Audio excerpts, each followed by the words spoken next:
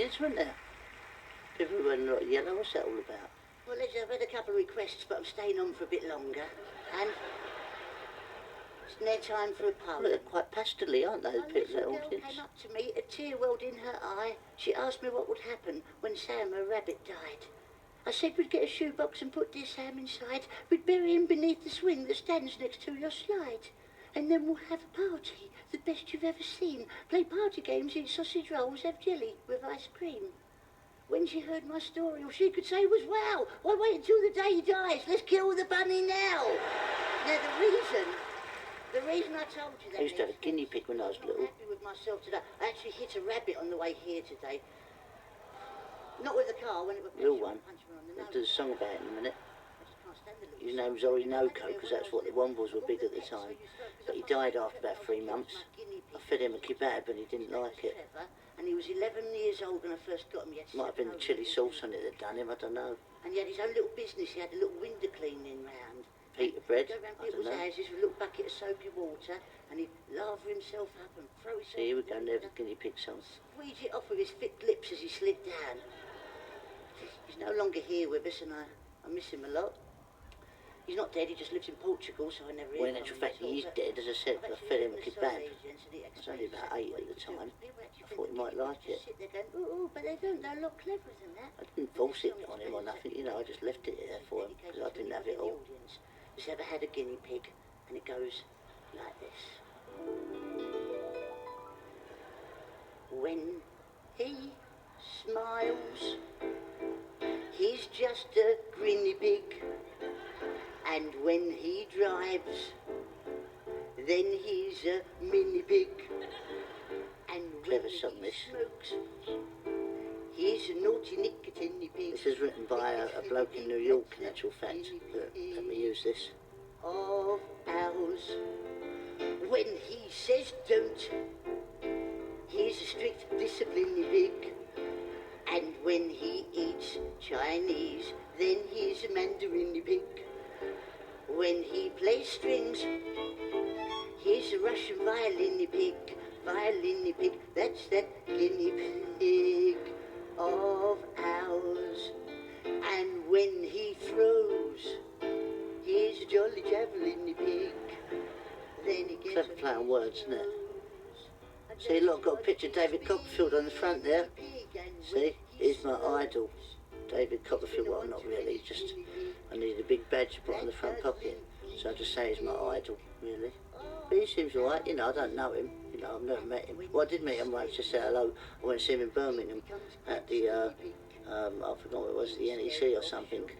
And he did all this stuff where he made the table float and stuff like that. So I said hello to him afterwards, you know, we weren't picking out curtains or nothing, but he seemed nice enough bloke. Guinea pig, that's that guinea pig of ours. When he goes out, he's not an innie pig. When he turns over a new leaf, then he's a new guinea pig. And when he dies, he'll be a has-been pig. I used to have a pet ant as well. Used to keep him in a matchbox. But he escaped. And I got another one, but I didn't know if it was ever the same one or not, because they all look the same really, didn't they? I wonder how ants tell each other apart. So they're able to or not really, are they? They might be able to, I don't know. We've had a tortoise called Flair. Oh, ours. See everyone. No, it's so, isn't it? Oh, it's pretty dark. Oh, this is cool, oh, yeah. Watch this, it's great this. Well, it's not, it's a bit more cack. But I think it's clever the way this works. This is like real magic, this is. Look, watch this. Ooh. Take my glasses off. I can't see bugger all there without my glasses on. Watch this. I wonder who invents all this stuff. How do you invent this? You see that I think, oh, I'll do this, make this. Watch this, look. Look at that. Clever, isn't it? Look at that. Look, that's the one. Look, how does that work? That's bloody amazing, isn't it, eh? Look at that. That's amazing, see? How does that work? I do it and I don't know how bloody hell it works. Mr. Joe Pasquale. Nah. See that voice? That's Radar, that is. Ladies and gentlemen. Listen. Listen. Let's hear it one more time. Yeah, it's Radar. That's the normal. It's unlike him, that's normal.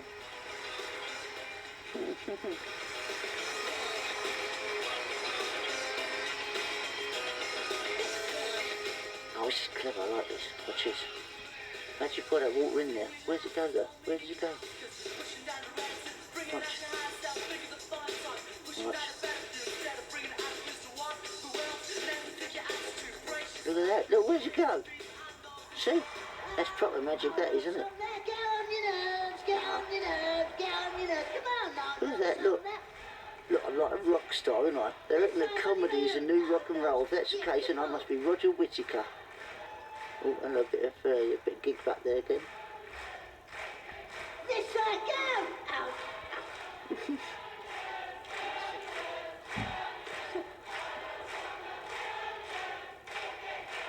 Let just Erica all on her own. Come on, love, make me want it. Go on, Erica. Who said daddy in there, Erica? Leaving love's getting on my nerves now. Well, ladies, it's now time for another tribute, ladies and gentlemen. What this one is now, this is my tribute to a lovely singer, and it's my tribute to Mr. Johnny Mathis. Ah, it's one of my favourite routines, this is.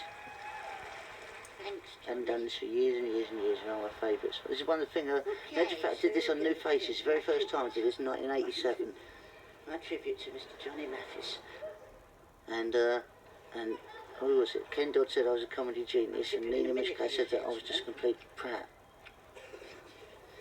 So, hopefully it was somewhere in between. But who knows? Who cares? Don't really matter. It's not as I'm packing parachutes, is it? To Mr. Johnny Mathis. Yeah, of With course so. music for the millions. This bloody hurts as well, A ray though. of hope flickers in the sky. A tiny star lights up way up high. All across the land dawns a brand new morn. This comes to pass when a child is born.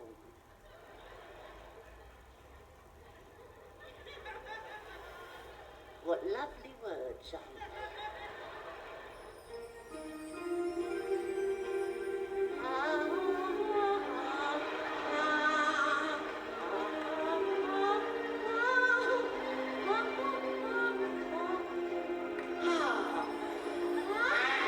Oh, look at that bloody hurts that does. It really does hurt. People say, how'd you do that without burning your hands? Well, you don't. You actually burn your bloody hand, you silly sod. Didn't hurt anyway. I think I find it did. Get back. Ladies, I've got to say you've been really nice tonight. You've been a challenge.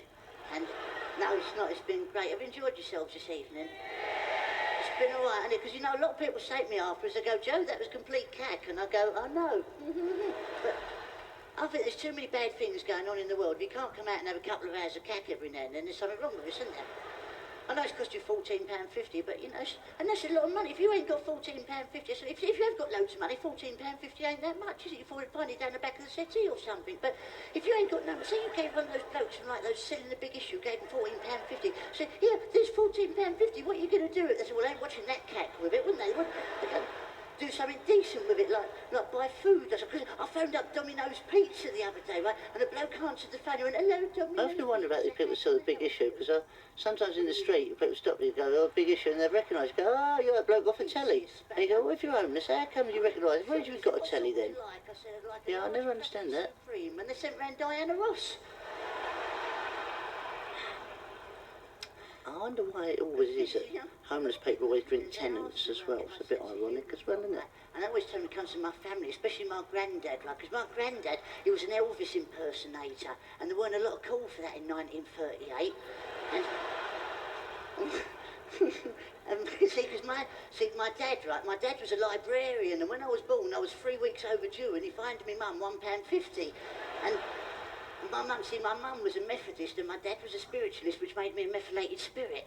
And I remember that, because I never used to like, like, especially my dad never used to like Jehovah's Witnesses. He used to say the funniest thing about Jehovah's Witnesses is when they all die, they go up to heaven, and God and some people hiding behind the gates going, pretend we're not in, right?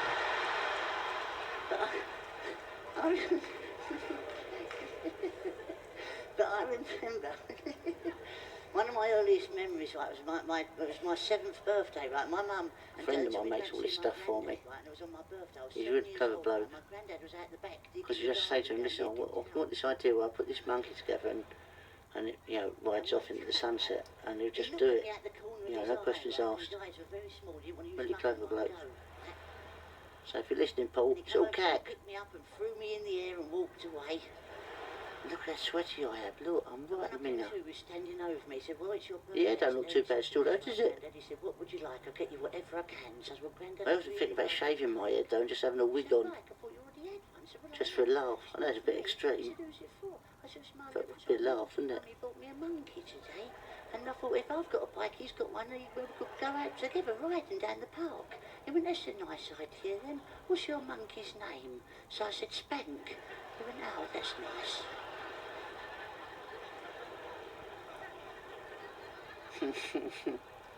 So he said, you come down the garage with me and show me Spank the monkey. That's a term that won about a few years ago, wasn't it? Nobody knew what that meant. Well, I still don't know, a lot of people. See what I can do. So we went down the garage together, and I showed him my monkey, and he said, oh, it's lovely. And he got this box out. I said, what's in there, Grandad? He said, magical equipment and apparatus. So I said, really? I remember that at school, our teacher used to say that, equipment and apparatus. It was always a Bunsen burner in science at school. Oh, don't forget to put your equipment away. You know, because there's like a silent T in equipment. Equipment and apparatus. That was always a Bunsen burner.